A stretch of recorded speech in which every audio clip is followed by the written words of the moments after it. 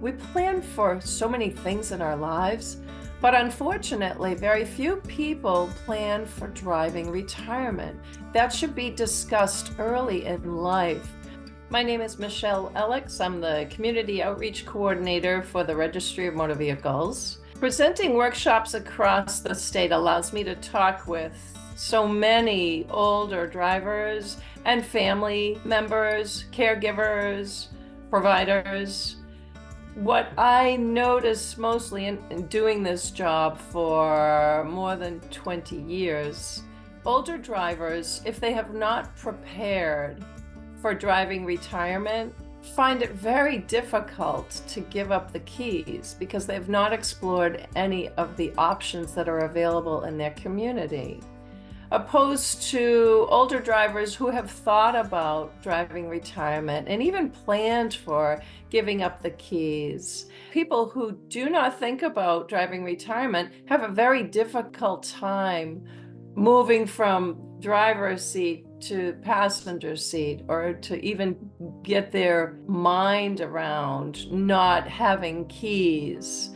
But for any licensed driver of any age, our mobility can change in an instant. So we need to have an alternate plan to driving. I'm Vanya Jones. I'm an associate professor at the Johns Hopkins Bloomberg School of Public Health. I am also the assistant dean for community engaged research. The reason it can be really hard for people to stop driving in the United States is because we rely so heavily on cars and the roads as our primary source of transportation to get everywhere. Most people start driving when they're in their late teens or early 20s, and then they don't stop driving until something traumatic, either it's a crash or a family member takes away their keys, or they have a major medical emergency and they can't drive any longer. So if you think about that as a life course perspective as to how we get around, and then you say, figure out how to get someplace without your car, it's actually really hard. We add that to, you may live in a space where you don't have access to things like trains or public buses or other immediate sources of transportation that get you locally from place to place. And so when you have learned how to drive young, that's how you've gotten around, and you don't have access, or you've never used the public transportation access, being able to get around is synonymous with having a car and driving it. That being said, it doesn't mean we can't get around other ways. It's just really hard for us to figure out those other ways to get around. Try and find other ways to get around when you're younger. In order to stop driving and still have transportation be as spontaneous as you would like it to be, having used other transportation sources helps you use those transportation sources when you're older. No matter how old you are right now, use Uber, use public transportation, use a taxi once in a while, use a train once in a while if you have access, because that's how you're going to learn how to use it as a life course perspective transportation option.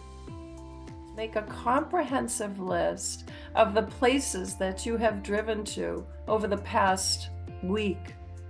Write them down, identify where you normally drive, where you like to drive, what's important to you in order to maintain a full lifestyle. And is it to get to a doctor's appointment? Is it to help a family member with childcare?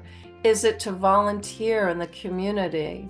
Is it to drive to and from work? And then identify alternatives in the community. Talk to peers who may have stopped driving. Talk to professionals in your local council on aging. Talk to people in the community.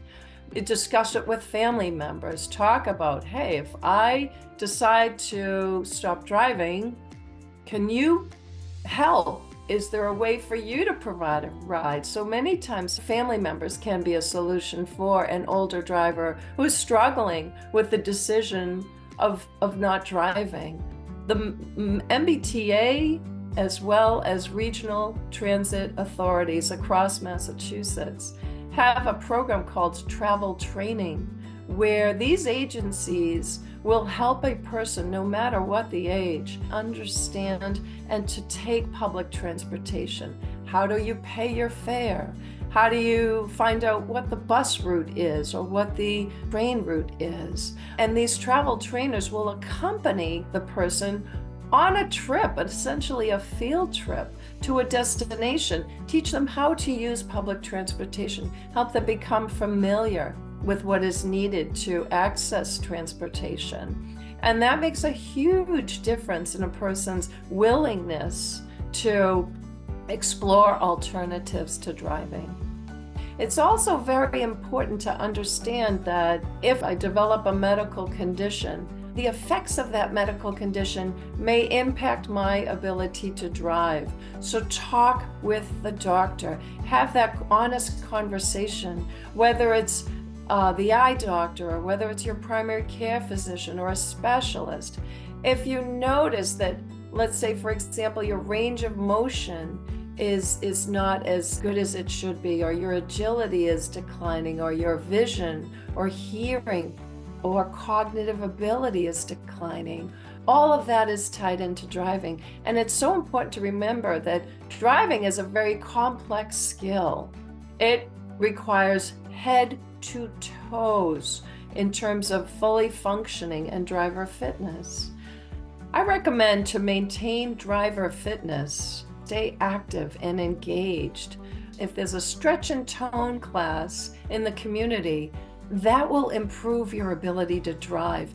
Exercising. The CDC recommends moderate exercise, 2.5 to 5 hours per week for an older driver to maintain their driver fitness. Really can help improve brain functioning, which equates to better driving skill. Research shows that men tend to live 7 years beyond their safe driving ability. Women tend to live 10 years beyond their safe driving ability. So that's a stark reminder that we need to plan for driving retirement early in life before driving becomes a crisis.